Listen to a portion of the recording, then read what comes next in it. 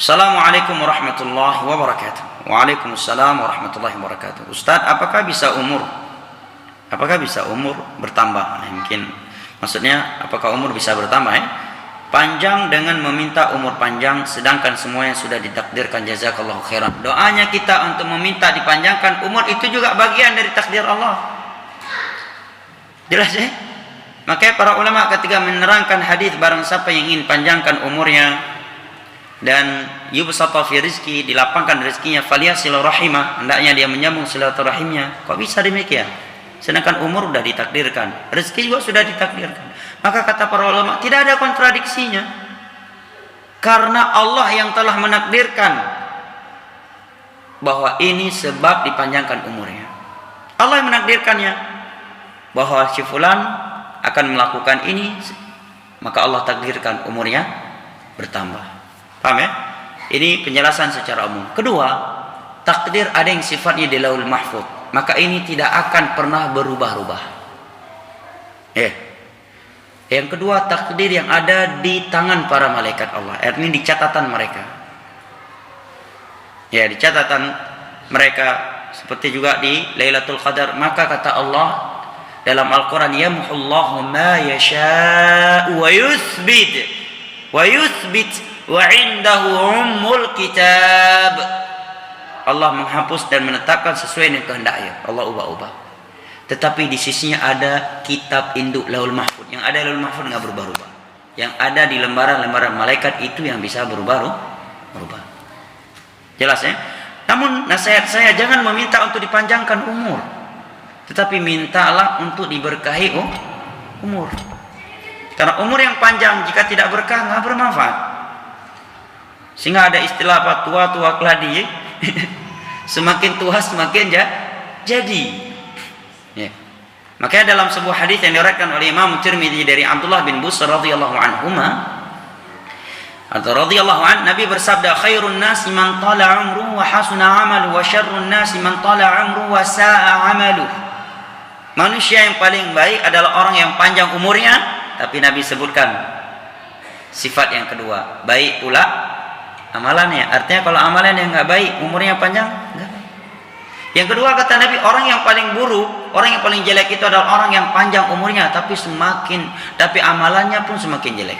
Banyak orang semakin tua semakin sulit dia untuk sholat. Dan itu sudah sunnatullah kepada manusia. Kata Imam Ibnu Qayyim dalam kitab Ad-Da' wa Dawa ketika beliau membahas al-athar al-qabihah lil ma'asi. Di sana ada sebuah judul bab dalam kitabnya Ad-Da' wa Dawa, al-athar al-qabihah lil ma'asi, akibat buruk dari sebuah maksiat.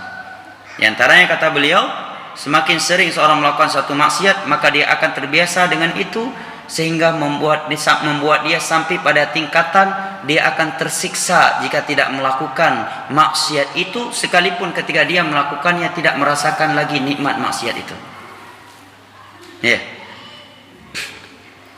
Sehingga akan beliau menyebutkan ada di antara mereka yang minum khamar bukan karena dia merasa lezat ketika minum khamar, tetapi dia merasa tersiksa kalau nggak minum khamar. Ini sampai pada derajat asyik. Demikian juga dalam ketaatan. Ketika dia sudah terbiasa dan ketaatan, Allah berikan kepadanya nikmat merasa lezat beribadah kepada Allah. Yang apabila dia tidak melakukannya, dia meninggalkan ketaatan tersebut, kata beliau, kalhuti idza faraqal ma' daqat alaihi nafsuh, seperti seekor ikan yang keluar dari air, dia nggak akan bisa bertahan hidup, nggak tenang sampai dapat air lagi. Ini ketetapan Allah dalam kebaikan dan kejelekan. Contohnya apabila seorang biasa melakukan sholat tahajud. Sholat tahajud kan bukan wajib. Kayak orang yang sudah terbiasa melakukan sholat tahajud, udah merasa nikmat, lezat dengan sholat tahajud. Satu malam dia nggak sholat tahajud, begitu bangun langsung menyesal, merasa bersalah, merasa kok kayaknya ada yang kurang dalam kehidupan hari ini. Karena baru sholat tahajud yang dia tinggalkan, belum yang wajib. Seperti itu pula orang yang bermaksiat. Ketika dia tidak melakukan sebuah maksiat, dia tersiksa walaupun dia tidak merasa nikmat maksiat itu ketika melakukannya. Itu sunnatullah dalam kebaikan dan kejelekan. Makanya datang juga sebuah hadis dari Anas bin Malik dalam riwayat Al-Imam Al-Bukhari, bahwa Nabi menyatakan, la yatamannayanna ahadukum al-mauta li dhurrin asabah. Jangan salah satu di antara kalian berangan-angan mati karena sebuah musibah yang menimpanya. Fa in kana la budda, kalau memang dia harus memintanya, maka hendaknya dia berdoa, Allahumma in kunta ta'lam annal hayata khairan li fa ahyini wa in kunta ta'lam annal wafata khairun li fatawaffani. Ya Allah, jika engkau tahu bahwa kehidupan lebih baik untukku, maka hidupkan aku. Tetapi jika engkau tahu bahwa kematian lebih baik untukku, maka wafatkanlah aku. Jadi antara doa yang diajarkan oleh Rasulullah sallallahu alaihi wasallam, Allahumma in tawaffaitani fatawaffani muslimah wa alhiqni bis salihin. Ya Allah, jika engkau mewafatkan aku, wafatkan aku dalam keadaan tauhid, bertauhid, berserah diri kepadamu, husnul khatimah, dan masukkan aku, sertakan aku kepada golongan orang-orang saleh. Nah, maka jangan hanya meminta umur panjang, tapi juga minta untuk diberkahi umur yang ada.